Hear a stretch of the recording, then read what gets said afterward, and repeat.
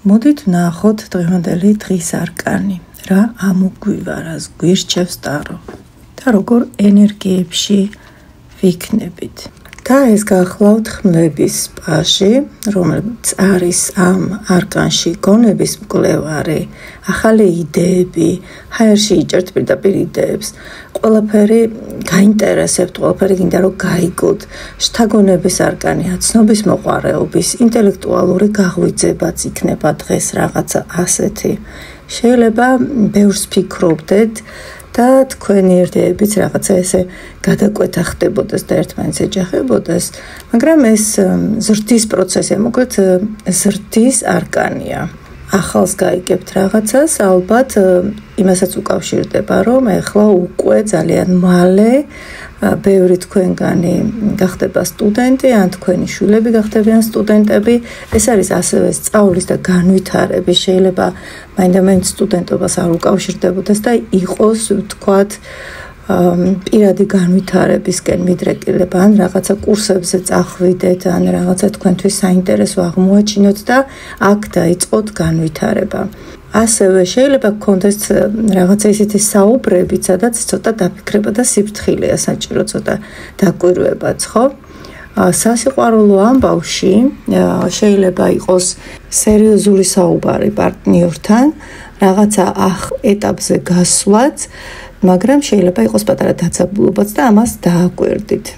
როგორ ენერგიებში უნდა იყოთ დღეს და რას გვირჩევს ტარო ამ კუთხით? იყავით ღია, ცნობის მოყვარე, მზადყოფნა გქონდეთ ახალი ინფორმაციის მისაღებად, თქვენი კონტროლის სურვილი ცოტა მოადუნეთ და უფრო იყავით დამკვირვებელი, როგორც შიგნით, ასევე გარეთ.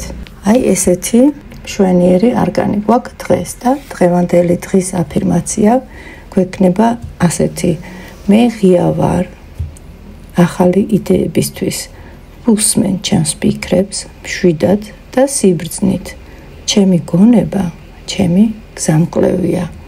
მოდით ახლა გავაკეთოთ ნეიროარტი ამ არკანზე, ჩვენი იდეების გამჟღავნება და გატანა ჩვენს გარშემო სივრცეში, ანუ სოციუმში, ის რომ ჩვენი იდეები განხორციელდეს. აქ ნახეთ, ძალიან ბევრი იდეა აქვს დღევანდელ პაჟს და იმდენად ბევრია, რომ სადღაც გადაკვეთა ხდება ამ იდეების და ერთმანეთთან დაჯახება და მოდით გავაკეთოთ ნეიროარტი, რომ ჩვენი იდეები განვითარებაში ერთმანეთს ხელს კი არ უშლიდეს, პირიქით ერთმანეთთან იყოს დაკავშირებული და ამისთვის გამოვიყენებთ სპირალს.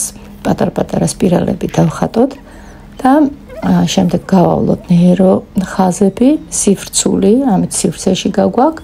მერე უკვე ვიწყებთ ნეიროგრაფირებას და ასევე დიდ წრეს ვხატავთ ბოლოს, რომელიც აღნიშნავს სიმშვიდეს და ჰარმონიას, ხოლო ოთხკუთხედი, რომელიც წრეში ჩავხატე, არის სიმყარე. ანუ მინდა რომ ჩემი იდეები განვითარებადი იყოს და მყარი საფუძველი ქონდეს, მათ არ დარჩეს მხოლოდ იდეის დონეზე. ბოლოს შემოგვაქვს ფერი, აქ მე ფერს აღარ გაჩვენებთ, რომ ვიდეო არ იყოს ძალიან გრძელი. ბოლოს შემოგვაქვს ფერი და ფერზეც ენერგიებს ფერების მიხედვით არჩევთ, ანუ დაფიქრდებით, რა ფერში ხედავთ ამ ენერგიას თქვენსას, განვითარების ენერგიას და ძირითად ფერად ეს აირჩიეთ. გისურვებთ დღეს იყოთ ღია და გახსნილი თქვენი იდეების მიმართ, ასევე გისურვებთ თქვენი იდეების და მიზნების სწრაფ განვითარებას და თქვენთვის სასიკეთოდ განხორციელებას.